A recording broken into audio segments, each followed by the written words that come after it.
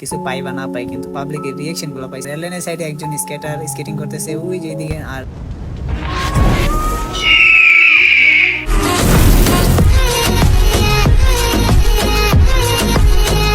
আজকে আমরা চলে যাচ্ছি স্কেটিং করে সব স্কেটাররা কালুঘাট ব্রিজে। কালুঘাট ব্রিজের ভিউটা কিরকম এটা আমরা তোমাদেরকে দেখাবো কিছুক্ষণের ভিতরেই। আর বেশি দূর নেই, আমরা চলে আসছি প্রায় কাছাকাছি কালুঘাট ব্রিজের, চট্টগ্রাম অবস্থিত সেই ব্রিজ। আর যাওয়ার সময় এখানে পাবলিকের রিয়াকশনটা কিন্তু অস্থির ছিল, মানে আমরা যে গাড়ি দিয়ে যেতেছি সবাই তাকায় ছিল আর সবাই হা করে দেখতেছিল, কিন্তু ভাই আর কিছু পাই বা না পাই, কিন্তু পাবলিকের রিয়াকশন গুলো পাইছি অস্থির। গাইস দেখো আমাদেরকে ভিডিও করা শুরু করে দিয়েছে।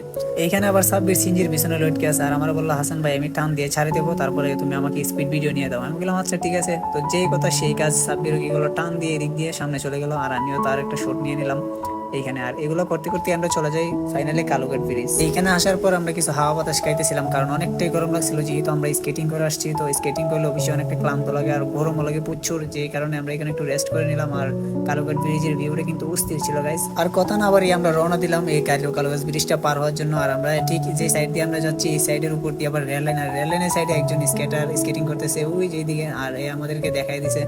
তো ওই ভাইয়াটা আমাদেরকে বলতেছে ভাইয়া দাঁড়ান দাঁড়ান। তো আমরা বললাম সামনে আসো, সামনে গেলে আমরা দাঁড়াবো, এখানে তোমাদের সাথে কথা বলবো। আর কালুঘাট ব্রিজে এসে যে এইরকম রিয়েকশন ভিডিও পাবো কল্পনা করতে পারিনি, কারণ এখানে রিয়েকশন গুলো ছিল অস্থির। এক একজনের যেভাবে থাকায়, মানে এখানে এরকম ভাবে যাওয়া লাগে যেমন রেল লাইন যাইতেছে, রেল লাইনের ট্রেন যেভাবে যায় এইভাবে মানুষ সিরিয়াল ধরে যাইতে হয়।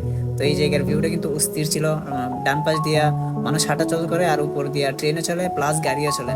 আর এদিক দিয়ে পাবলিকের রিয়েকশন কিন্তু গাইস অস্থির পাইছি। তারপর আমরা কালুঘাট ব্রিজ পার হয়ে এই জায়গায় আসলাম। এখানে আসার পর একজন স্কেটার আমার সাথে ধাক্কা খেয়ে পড়ে গেছে, আর এখানে একজন নেতা ও আমার সাথে মার্কেটিং শুরু করে দিয়েছে যে এগুলো নিয়ে এই দিক দিয়ে কেন আসছি। তো আমরা আসছি পর্যটক, আমরা ঘুরতে আসছি এদিক দিয়ে, তো আমাদের সাথে গরম হওয়ার তো কোনো বিষয় হয় না। আর আমরা যেহেতু প্রফেশনাল স্কেটার রাইডার, তো আমাদের সাথে কেনই বা গরম হবে, এটা নিয়ে কথা কাটাকাটি করে তারপরে চলে আসলাম আবার।